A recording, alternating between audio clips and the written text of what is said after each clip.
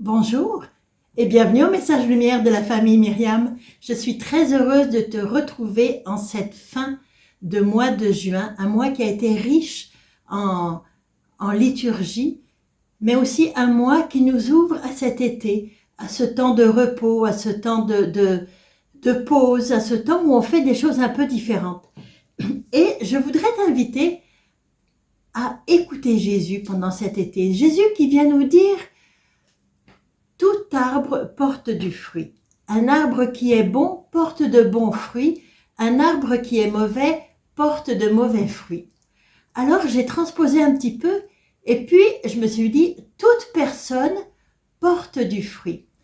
Tout événement vécu dans une vie, qu'il soit joyeux, qu'il soit douloureux, tout événement porte du fruit. Mais quel fruit les événements portent-ils dans notre vie? Quels fruits dans notre personne? Quelquefois, des événements joyeux peuvent porter de bons fruits. En général, on attend de bons fruits, mais ils peuvent aussi porter des fruits un peu mauvais, un petit peu des fruits qui peuvent nous enfermer. Notre joie peut devenir égoïste. Notre joie peut nous fermer à quelque chose de plus grand. Notre joie peut rester enfermée dans le matériel. La peine, la douleur aussi, peut porter de bons fruits ou de mauvais fruits.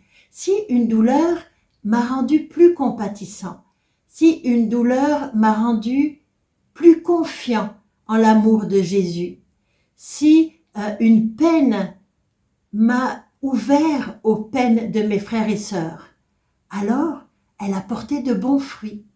Mais maintenant, si la peine m'a rendu amère, si la douleur a entraîné la tristesse en moi, alors les fruits sont moins bons. Ce sont des fruits qui ne me rendent pas heureux, profondément heureux. Bien sûr, il y a ces petits bonheurs qui sont un peu plus superficiels, qui sont importants. Mais il y a ce bonheur profond.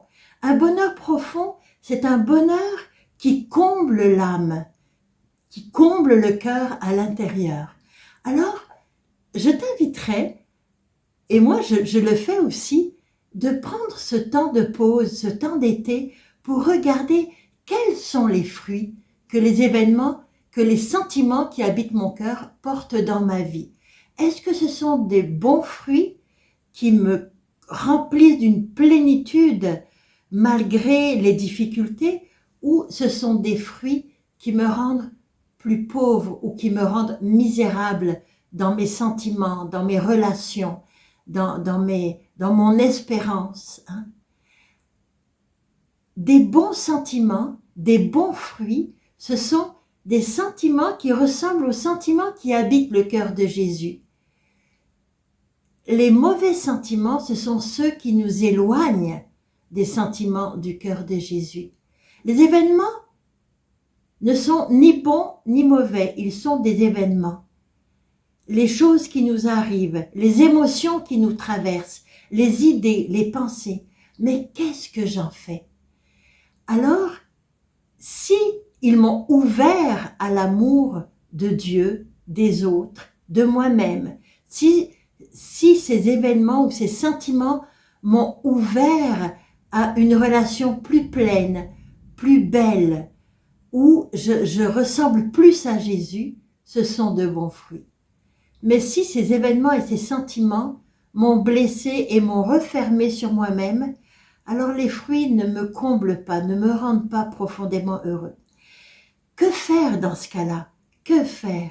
Eh bien, dans le psaume 118, le psaume nous dit « Montre-moi, Seigneur, ta loi, pour que j'observe de tout mon cœur tes chemins et que tes chemins me fassent vivre. » Alors le psaume nous invite, nous dit, si il y a des fruits de tristesse, d'amertume, de rancune, de détresse, de fermeture, peu importe, des fruits qui te coupent de ton Dieu, de la confiance, des fruits qui te coupent de tes frères, qui te coupent de toi-même, alors retrouve le chemin de la parole de Dieu. Fais comme dans la première lecture, le roi qui relit la parole de Dieu et il, il conclut avec le peuple une nouvelle alliance en présence du Seigneur. Dans tout ce qui nous ferme, dans tout ce qui porte de mauvais fruits, c'est le temps de se tourner vers le Seigneur et d'y aller avec tous nos mauvais fruits pour que il les transforme, pour que sa parole vienne nous tirer de ce qui est mauvais, pour nous plonger dans la plénitude de son amour, pour transformer ce qui nous attriste, ce qui nous fait mourir, le transformer en quelque chose qui nous fait vivre, pour nous tirer de la descente vers la mort et nous entraîner dans cette montée vers la vie. C'est ça que Jésus nous propose et c'est ça que je t'inviterai à vivre dans ton été. Te laisser séduire par la parole de Dieu pour que les événements et les sentiments de ta vie portent de bons fruits et que ta personne rayonne de bonheur, rayonne de ce bonheur profond lorsqu'on habite le cœur de Dieu et que Dieu habite notre cœur. Alors je te souhaite de passer une très belle journée, mais aussi un très bon été. Au revoir et à demain.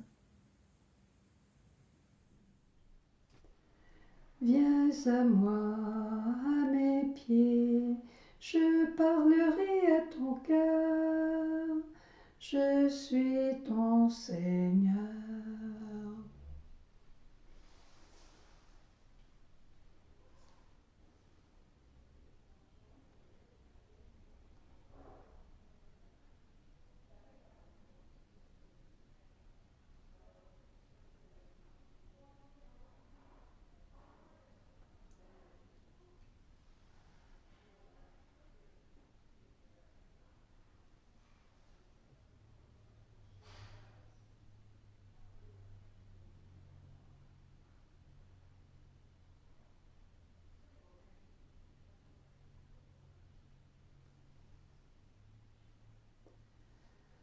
Douce Marie, que je t'aime, ô doux Jésus, je t'adore. Douce Marie, que je t'aime, ô doux Jésus, je t'adore.